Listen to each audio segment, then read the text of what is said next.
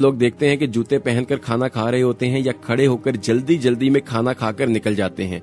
ये ऐसी चीजें हैं और ऐसी कोताही है जो हमारे रिस्क में कमी कर देती है। इसी तरह बैतुल खला में नंगे सर जाना भी हमारे रिस्क में कमी का बाइस बनता है। आम तौर पर खवातीन को देखा जाता है कि जब वो बैतुल खला जाती हैं तो अपना दुपट्टा उतार कर रख देती हैं कि वो बैतुल खला की जमीन पर ना लगे और नापाक ना हो। लेकिन अगर इस्लामी तालीमात में देखा जाए तो कहा गया है कि औरत जब बैतुल खला में जाए तो वो अपना सर ढांप कर जाए, और मर्दों के हवाले से भी यही कहा जाता है, क्योंकि शैतान और जिन्नात या शर की जितनी भी चीजें हैं उनका ठिकाना बैतुल खला करार दिया गया है।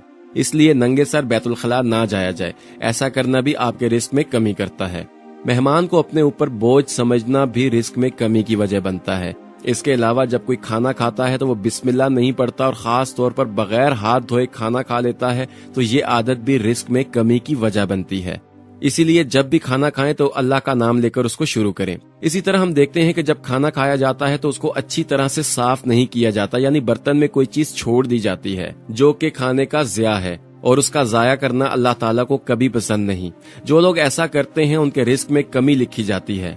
इसके अलावा एक और चीज जो रिस्क में कमी का सबब बनती है वो है फकीर को झड़क देना, उसके साथ गुस्से से पेश आना या उसको बदतमीजी से पुकारना किसी सूरत में भी जायज नहीं है। इस सूरत में भी आपके रिस्क में कमी कर दी जाती है। इसी तरह अगर मस्जिद में दुनिया की बातें की जाएं तो ये भी आपके रिस्क में कमी का बाइस बनती है। अहादीस मुबारका में इन तमाम चीजों के बारे में रोशनी डाली गई है। दोस्तों, अगर इर्द गिर्द माशरे में देखा जाए तो झूठ बोलना एक आम सी बात हो गई है और हर कोई झूठ बोलता हुआ दिखाई देता है। ये किसी भी सूरत में जायज नहीं। आप अपने आप की इस्लाह कीजिए। ये तमाम चीजें अहादीस मुबारका की रोशनी में बताई गई हैं कि ये रिस्क में कमी की वजह हो सकती हैं। गीबत करना भी बहुत बुरी आदत है जिसे आजकल गपशप का नाम दे दिया जाता है। इसके अलावा गाने बजाने और उसमें दिल लगाना, ये तमाम चीजें भी दीन इस्लाम की बताई हुई तालीमात के खिलाफ वर्जी हैं। ऐसा करने पर भी रिस्क की तंगदस्ती का सामना करना पड़ता है। हम देखते हैं कि बहुत सी माएं, बहुत से वालिदैन ऐसे होते हैं जो कि अपनी औलाद को बुरा भला कहते हैं, और कई बार वालिदैन की आदत होती है कि जब गुस्से में आते हैं तो औलाद को गालियां देना शुरू कर देते हैं। इस आदत या इस अमल की वजह से उनके ऊपर से रिस्क के फरिश्ते अपना हाथ उठा लेते हैं और उन्हें मुश्किलात का सामना करना पड़ता है। कुरान मजीद को बेवजू हाथ ना लगाएं। ऐसा करने की वजह से भी रिस्क में तंगी होती है और इसके साथ साथ नामहरम को देखना भी सही नहीं है। ये भी रिस्क की तंगदस्ती की बड़ी वजह है। नाजरीन, ये वो अमाल हैं जिनके बारे में हमें आगाह होने की जरूरत है और इनके बारे में आगाही हासिल करके ही हमें मालूम होगा कि ये हमारे रिस्क में कमी का बाइस बनते हैं। खाने का ज़िया अमीर और गरीब सबके घर में आम है। न सिर्फ शादी ब्याह में बेदर्दी से खाना ज़ाया किया जाता है, बल्कि किचन में खवातीन बर्तन धोते वक्त सालन, चावल और रोटी को पानी में बहाकर नाली की नजर कर देती हैं। अगर हम इन छोटी छोटी बातों का ख्याल करें तो हमारे मसाइल खुद ब खुद दूर हो जाएंगे।